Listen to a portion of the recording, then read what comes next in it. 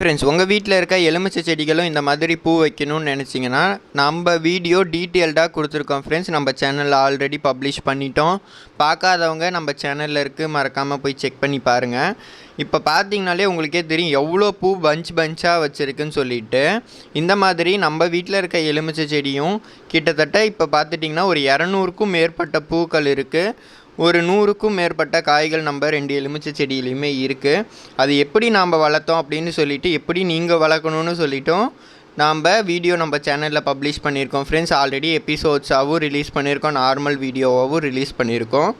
நம்ம இப்போ பார்த்துட்டிங்கன்னா இந்த டைட்டிலுக்கு கீழே ஐகான் மாதிரி இருக்கும், அதை பிக் பண்ணிங்கன்னா உங்களுக்கு அந்த வீடியோஸ்க்கு டேரெக்டாகவே போயிடும். நீங்களும் போய் தெரிஞ்சுக்கலாம் ஃப்ரெண்ட்ஸ்.